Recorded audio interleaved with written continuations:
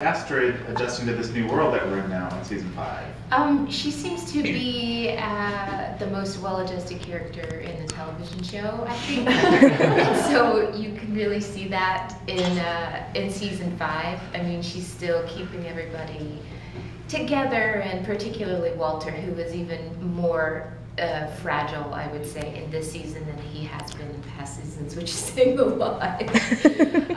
But everything is, I think maybe she's just so intrigued by the fact that she is living in the middle of a real Fringe event, kind of.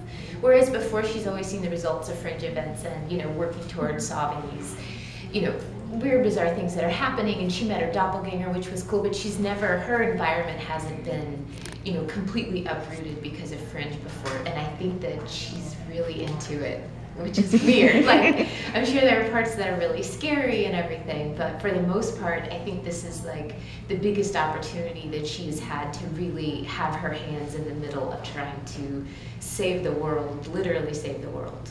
What element of the new world is the most challenging for her? That's a great question.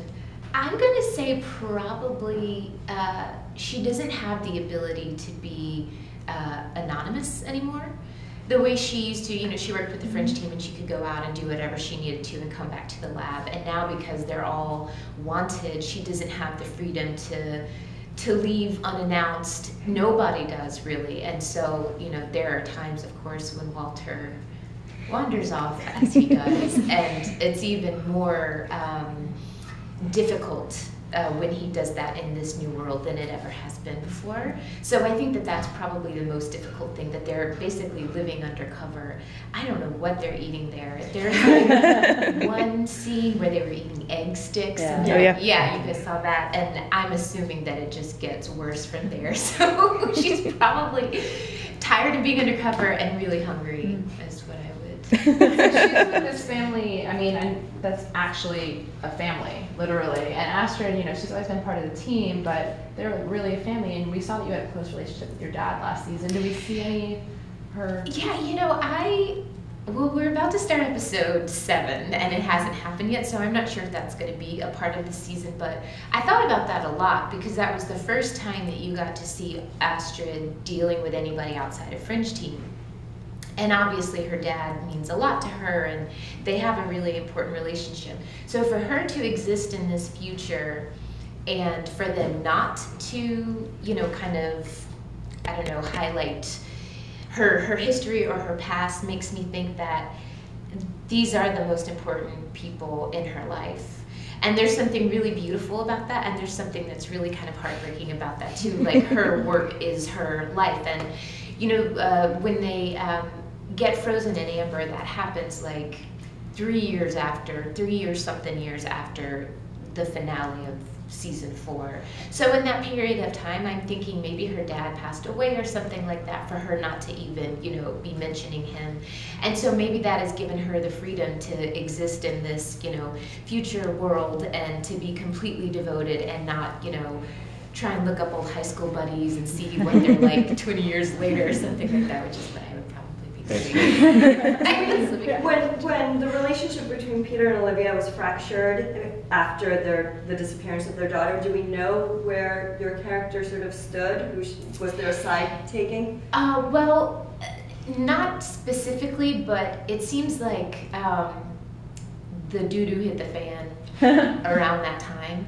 And so there are a few lines alluding to the fact that Astrid wasn't really with Walter when all this stuff was happening, because the invasion was going on. So she was out in the field, you know, helping, I'm assuming, the FBI and all this other stuff, trying to keep things together.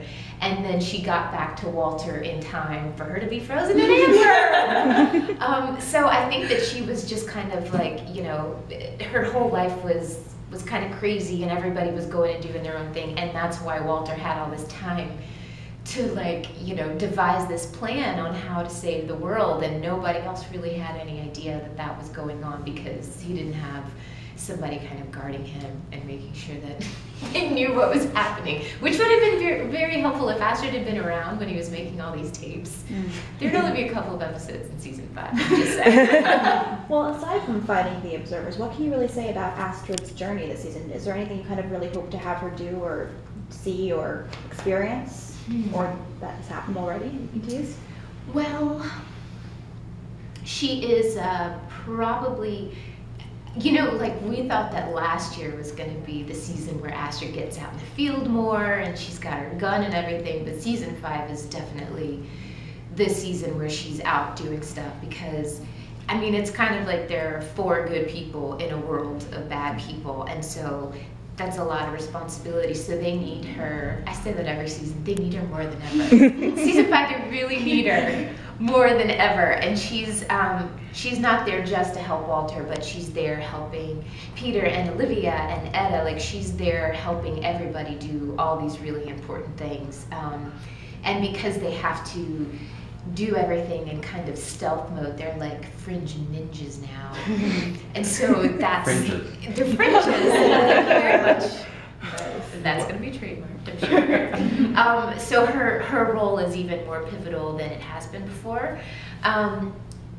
It's, you know, she's happy to be where she is, and she's happy to help save this world. But this is a very tragic story to have, you know, this young woman with her whole life ahead of her, having, you know, kind of like 20 years taken away from her life, where she's been frozen.